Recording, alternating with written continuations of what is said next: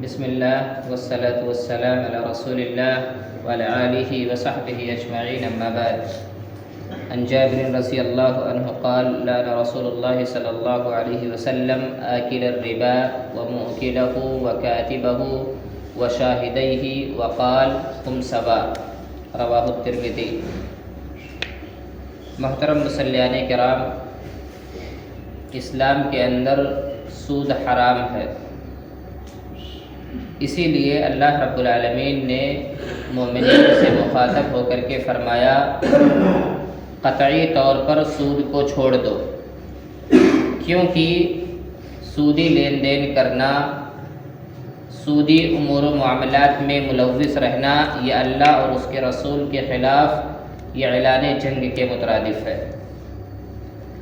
اور اگر کوئی انسان کسی بھی صورت میں سودی کاروبار سے وہ ملوث ہے، سودی کاروبار سے اس کا رابطہ ہے، تو ایسی صورت میں اس پر اللہ کی لعنت ہوتی ہے. راوی حدیث جابر رضی اللہ تعالی عنہ ہے، بیان کرتے ہیں کہ رسول اللہ صلی اللہ علیہ وسلم نے لعنت بھیجی ہے آکل الربا، سود کھانے والے پر، ومؤکلہ، سود کھلانے والے پر، وکاتبہ، سودی کاروبار کی کتابت کرنے والے پر، یعنی سودی کاروبار کو لکھنے والے پر، وشاہدیہ، اور سودی گواہ جو ہوتے ہیں اس پر، یعنی ان تمام لوگوں پر اللہ کے نبی صلی اللہ علیہ وسلم نے لعنت بھیجی ہے. لعنت بھیجنے کے بعد فرمایا: ہم سوا، وہ سارے کے سارے گناہ میں برابر ہیں. اگر وہ سودی لین دین کر رہا ہے، اس کی کتابت کر رہا ہے، صرف نوکری پہ لکھ رہا ہے، تو ایسی صورت میں اس کو اتنا ہی گناہ ملے گا جتنا سود کھانے والے کو ملے گا. اسی لیے علماء کرام کا فتویٰ ہے کہ مسلمان ہندوستان کے بینکوں میں جاب نہیں کر سکتے، ہندوستانی مسلمان بینکوں میں نوکری نہیں کر سکتے، کیونکہ ہندوستانی جو بینک ہے اس میں سودی کاروبار ہوتا ہے. اب اگر کوئی انسان اس میں کام کرے گا تو ایسی صورت میں لکھا پڑھی کرے گا، تو اس سے اس کا سودی کاروبار ہوتا رہے گا، جس کی وجہ سے علماء کرام نے اسے حرام قرار دیا ہے. اس لیے آپ دیکھیں گے ہندوستان کے جتنے بینک ہیں اس میں عموماً سارے کے سارے جو سرونٹس ہوتے ہیں وہ غیر مسلم ہوتے ہیں. اور اگر کوئی مسلمان ہے تو یہ جان لے یا تو وہ بالکل دین سے دور ہے، یا تو اسے اس سلسلے میں کوئی علم نہیں ہے.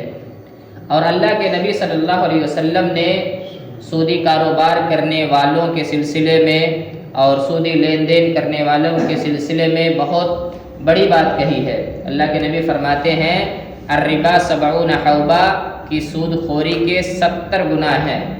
اس میں سب سے ہلکا گناہ یہ ہے ان ينكح الرجل امہ، یہ کہ آدمی اپنے ماں کے ساتھ بدکاری کرے.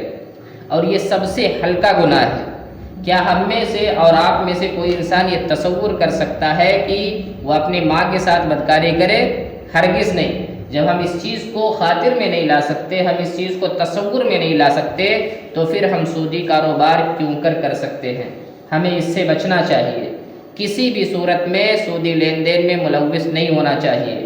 اور اگر بحالت مجبوری ہمیں سود حاصل ہو رہا ہے یا کسی طرح سے سودی کاروبار میں ہم سے معاونت ہو رہی ہے، تو ایسی صورت میں جو بھی فائدہ ہمیں حاصل ہو ہم اسے فوری طور سے دوسروں کے حوالے کر دیں. جیسے بینک کھاتہ رکھنا ہم سب کے لیے ضروری ہے. اب چونکہ بینک کھاتہ ہونے کی وجہ سے ہر ایک کے بینک میں سود آتا ہے.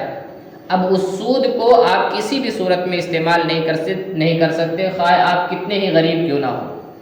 آپ اس سود کو نکالیں گے، دوسرے غریبوں کے حوالے کر دیں گے یا کوئی رفاہی کام کریں گے، اس کو کھائیں گے نہیں.